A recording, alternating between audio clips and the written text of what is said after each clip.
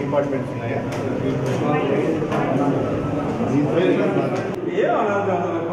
మాట్లాడాల్సిన అవసరమే పేషెంట్ ఎవరు ఉంటే రావచ్చు doctor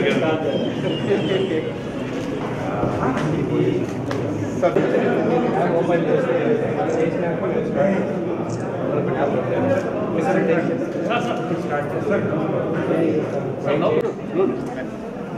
strictly the protocol. Good. I won't insist on that. Party president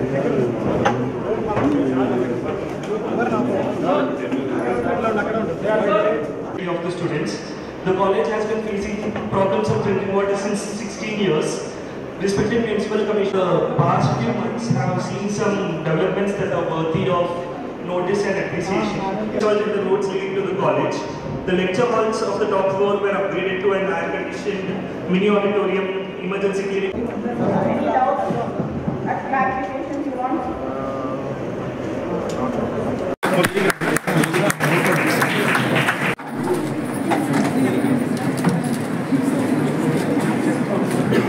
అనేక మంది ఆ టొబాకో చూయింగ్ కానీ ఇతరత్ర కారణాల వల్ల ఓరల్ క్యాన్సర్ బారిన పడుతున్నారు. వీరు ఆసుపత్రికి రావడం వల్ల ఒకవేళ దానికి సంబంధించిన వ్యాధి ఉంటే దాన్ని ప్రివెంటివ్ మెజర్స్ తీసుకోవడానికి అవకాశం ఉంది. ఒకవైపు చంద్రబాబు నాయుడు గారు ప్రభుత్వంలో పెంచిన తర్వాత సమీక్ష చేసి క్యాన్సర్ బారిన అతి ఎక్కువ మంది పడుతున్నారు. 7.5 లక్షల మంది ప్రతి సంవత్సరం క్యాన్సర్ బారిన ఆంధ్రప్రదేశ్లో యాడ్ అవుతున్నారు. 45 లక్షల మంది క్యాన్సర్ కారణంగా ప్రాణాలు కోల్పోతున్నారనే విషయాన్ని గుర్తించి కేంద్ర ప్రభుత్వం పథకంతో పాటుగా ఈ రాష్ట్రంలోని 5.5 కోట్ల మందికి అందరికి కూడా ఓరల్ క్యాన్సర్ స్క్రీనింగ్ కానీ, అదేవిధంగా బ్రెస్ట్ క్యాన్సర్ స్క్రీనింగ్ కానీ, అదేవిధంగా సర్వైకల్ క్యాన్సర్ స్క్రీనింగ్ కూడా నిర్వహించే కార్యక్రమానికి శ్రీకారం చుట్టారు. రాబోయే కొద్ది రోజుల్లో వారు ఈ స్క్రీనింగ్ కార్యక్రమాన్ని కూడా రాష్ట్ర వ్యాప్తంగా గౌరవ ముఖ్యమంత్రి గారు ప్రారంభిస్తారు. నేను ఎందుకు చెప్తున్నానంటే ఈ డెంటల్ ఫెసిలిటీ ఇక్కడ రావడం వల్ల, ఈ అధునాతనమైన ఎక్విప్మెంట్ రావడం వల్ల ఈ ఓరల్ క్యాన్సర్ బారిన పడే వారిని గుర్తించి ప్రివెంటివ్ మెజర్స్ తీసుకొని వాళ్ళ ప్రాణాలను కాపాడే అవకాశం ఇవాళ ఈ డెంటల్ కాలేజ్లో ఈ ఫెసిలిటీ కారణంగా ప్రజలకు అందుబాటులోకి వచ్చింది. ఈ సౌలభ్యాన్ని ప్రజలందరూ కూడా వాడుకోవాల్సిన అవసరం ఉంది. మరీ ముఖ్యంగా ఇవాళ క్యాత్ ల్యాబ్ను కూడా ప్రారంభించబోతున్నాం. ఈ టీచింగ్ హాస్పిటల్స్లో 11 టీచింగ్ హాస్పిటల్స్లో 6 మాత్రమే క్యాత్ ల్యాబ్ ఉంది. అటువంటి అధునాతనమైన క్యాత్ ల్యాబ్ని ఇక్కడ కూడా మనం ప్రారంభించుకోబోతున్నాం. అదేవిధంగా సూపర్ స్పెషాలిటీలో కూడా ఇప్పటి వరకు సూపర్ స్పెషాలిటీ విభాగం మొదలైనప్పటికీ కేవలం ఓపీ సర్వీసులు మాత్రమే ఉన్నాయి, ఐపీ సర్వీసులు లేవు. కారణం ఏంటంటే వాటికి పైపుడు ఆక్సిజన్ సప్లై లేకపోవడం వల్ల ఈ సూపర్ స్పెషాలిటీ ప్రారంభం ఎన్ని రోజులైనప్పటికీ కూడా ఐపీ సర్వీసులు ప్రారంభం కాలేదు. దీన్ని దృష్టిలో పెట్టుకొని రాష్ట్ర ప్రభుత్వం అతి తొందరలోనే ఈ పైపుడు ఆక్సిజన్ సప్లై చేసి ఐపీ సర్వీసులను కూడా సూపర్ స్పెషాలిటీ ఆసుపత్రుల్లో ప్రారంభించడం జరుగుతుంది. అదే ముఖ్యంగా ఈ క్యాత్ ల్యాబ్లు రావడం వల్ల సూపర్ స్పెషాలిటీ సర్వీసుల వల్ల అనేక మంది నాన్ కమ్యూనికబుల్ డిసీజెస్ బారిన పడుతున్నారు. ఈ రాష్ట్రంలో దాదాపు 50% మంది షుగరు, బీపీ బారిన పడుతున్నారు. 4.5 లక్షల మంది డయాబెటీస్ ఉంటే 8 లక్షల మందికి హైపర్ టెన్షన్ ఉంది, బీపీ ఉంది. 45 లక్షల శాంపిల్ తీసుకుంటే 4.5 లక్షల మందికి డయాబెటీస్ ఉంది, 8.5 లక్షల మందికి బీపీ ఉంది. ఈ రెండూ కలిపి ఉన్న వాళ్ళు 10.5 లక్షల మంది ఉన్నారు.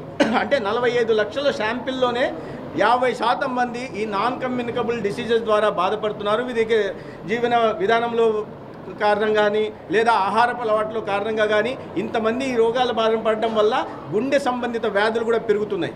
వీటిని కూడా దృష్టిలో పెట్టుకొని ఇవాళ ఈ క్యాత్ ల్యాబ్ని సూపర్ స్పెషాలిటీలో ప్రారంభించడం వల్ల గుండె జబ్బులతో బాధపడే వారికి సరైన వైద్యం సకాలంలో అందించే అవకాశం ఉంటుంది. అదేవిధంగా కేంద్ర ప్రభుత్వంతో సహకారంతో స్టెమీ అనే ప్రోగ్రామ్ని సెగ్మెంట్ ఎలివేటెడ్ మయోకార్డియల్ ఇన్ఫ్రాక్షన్ అనే ఒక కార్యక్రమాన్ని కూడా ప్రారంభించడం జరుగుతుంది. ఈ సిఎస్సిల్లో ఒక హబ్ వాటిని స్పోక్గా గుర్తించి అక్కడ ఏదైనా గుండె సంబంధిత జనాలు నిర్లక్ష్యం వహిస్తుంటారు, ఏదో నొప్పి వచ్చింది వాళ్ళకే వైద్యం చేసేసుకుంటుంటారు, మాకు అల్సర్ కారణంగా, ఇది గ్యాస్ట్రైటిస్ కారణంగా అని. అటువంటి సందర్భాల్లో గుండె సంబంధిత ఏదైనా నొప్పితో వెళ్తుంది, అల్సర్ అది గ్యాస్ట్రైటిసా కాదా అని అక్కడ సిఎస్సి డాక్టర్ గుర్తించి ఒకేలా గుండె సంబంధిత వ్యాధి అయితే ఎక్కడన్నా బ్లాక్స్ ఉంటే వెంటనే టెనెక్టాప్లైజ్ అనే ఒక ఇంజెక్షన్ని 45,000 రూపాయలు విలువ చేసే ఇంజెక్షన్ని వాళ్ళకి వేసి ఆ బ్లాక్ను తొలగించి తర్వాత హబ్ హాస్పిటల్స్కి వెళ్ళి సరైన అది బైపాస్ చేయాలన్నా లేకుంటే ఓపెన్ హార్ట్ సర్జరీ చేయాలన్నా యాంజియో చేయాలన్నా దానికి సంబంధించిన రెఫరెన్స్ చేయడానికి అవకాశం ఉంటుంది. తద్వారా గుండె జబ్బులతో చనిపోతున్న వారి సంఖ్యని పూర్తిగా తగ్గించాలనే దిశగా ఈ ప్రయత్నాల్ని ఈ గౌరవ ముఖ్యమంత్రి చంద్రబాబు నాయుడు గారి నాయకత్వంలో నరేంద్ర మోడీ గారి ఆశీస్సులతో ఈ స్టెమీ ప్రోగ్రామ్ని కూడా అతి త్వరలో ప్రారంభించబోతున్నాం. దాన్ని కూడా మనం ఏదో ఒక విప్లవాత్మకమైన మార్పులు తీసుకొచ్చామని గత ముఖ్యమంత్రి చెప్తూ ఉంటారు. నేను ఈ జిల్లాకి ఆయన ప్రాతినిధ్యం వహిస్తున్నారు. ఈ జిల్లాకి చాలా సార్లు ఈ పార్లమెంట్కి ఎంపీగా ఉన్నారు.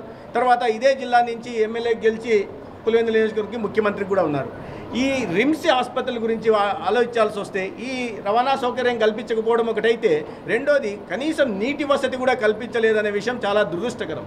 రోజుకు వైద్యులకు కూడా నేను చెప్తున్నది ఏంటంటే, రోగులని మీరు ఒక బర్డన్గా చూడవద్దు. Receive them with a smile and see them off with a smile. మీరు వాళ్ళని వచ్చినప్పుడు విసుక్కోకుండా వాళ్ళకి బాధ తెలియదు, బిహేవియర్ ప్రాబ్లమ్స్ ఉంటాయి, లేక దాని మీద అవగాహన లేదు, కాస్త ఏదన్నా విసిగిచ్చేలాగా మాట్లాడుతుంటారు. కానీ ఎక్కడ కూడా విసుగు కనిపించకుండా వాళ్ళకి అర్థమయ్యేలాగా చాలా సహనంతో చెప్పి వాళ్ళకి అందాల్సిన వైద్యం నవ్వుతూ, ఎందుకంటే మీరు నవ్వుతూ మాట్లాడితే, నేను నర్సింగ్ స్టాఫ్ కూడా ఈ సందర్భంగా చెప్తున్నా, విద్యార్థులు కూడా ఉన్నారు, రాబోయే రోజుల్లో కూడా వాళ్ళు కూడా అలవర్చుకోవాల్సిన విషయాన్ని కూడా వారికి తెలియజేసే ప్రయత్నం చేస్తున్నాను. నవ్వుతూ వాళ్ళను రోగుల్ని ట్రీట్మెంట్ ఇవ్వండి, నవ్వుతూ సాగనంపండి. అదే